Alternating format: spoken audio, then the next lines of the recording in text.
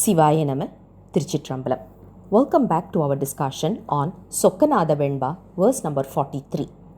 The verse goes this way: Mogabimaanam innum muttrum marakkavillai, Degabimaanam sidayavillai, Oho unai adaindum பாசம் ஒழியவில்லை, கூடல் தனை அடைந்த சொக்கநாதா.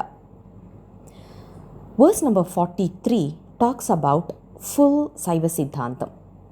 In this particular verse, the Guru Mudalvar, he is actually representing us while he is giving us this verse, which is what in Tamil we usually call it as Tan Unarchi and Thani Unarchi, which means sometimes whatever struggles we are going through, we usually put it up in a verse format, or some elevated souls like our gurus, what usually they do is they look at us and the sufferings that we go through, they will usually take it on them and then they will give us a verse.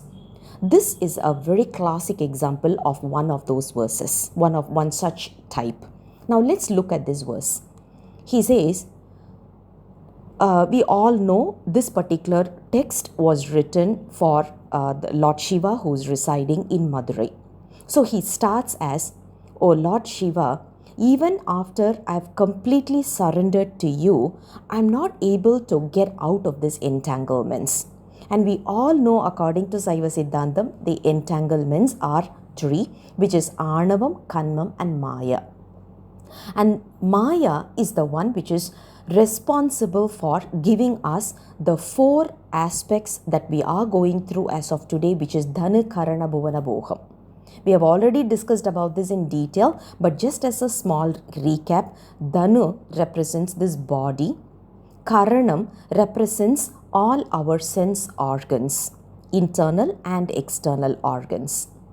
Bhuvanam is nothing but the world that we are living in. Bhogam is the happiness or the sadness that we are going through, or the experiences that we are going through because of this body, because of the sense organs, and because of the world that we are living in. Now, why did we get these Dhanu, Karana, Bhuvana, Bhoham? It is because of our karmic deeds. And we are tied with these karmic deeds. That is the reason we are given this particular body, we are given this particular place to be born in, and we are going through these experiences. So, the moment we get rid of these, it is obvious that we can reach Lord Shiva's lotus feet with much ease. But the problem that we are having as of today is, even though we are uttering the 5-letter syllable mantra, which is Shivaya Nama, we are going through all sort of rituals like, wearing rudrakshas and wearing the smearing all the holy ashes. We are going through all of this, but yet have we gotten rid of all these entanglements in our life? The simple answer is no. Most of us know that we have not come out of this particular entanglement. Now, what is the reason for this? The first two lines are giving a beautiful explanation for this. Whenever we talk about attachments, we usually talk about two. One is internal, another one is external. So when we talk about internal, obviously it is related to our mind and our intellect. What happens with our mind is it just hops onto everything. The desires that is coming in has no limit, has no boundaries, and it can be as nasty as possible. Body has a limit. When you talk about this body, if I'm born as a human being, I cannot fly. I cannot go deep down below the ocean to swim. I have certain limitations. When the body is given, there are limitations along with that.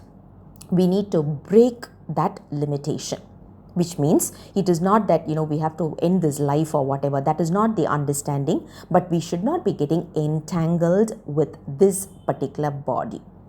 When we go through pain or when we go through happiness, we shouldn't be bogged on to those.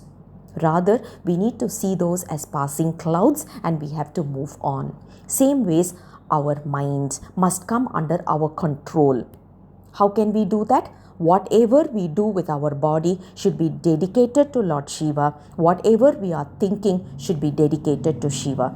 Other than that, we should not be even doing anything apart from this.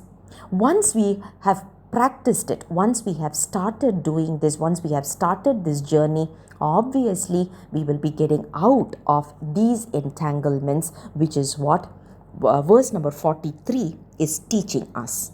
All we have to do is we have to surrender completely, which means this body, this mind, everything must be dedicated to Lord Shiva 100%. I'll come back again with the next verse very soon. Until then, Sivaya Nama, Tiruchitrambalam.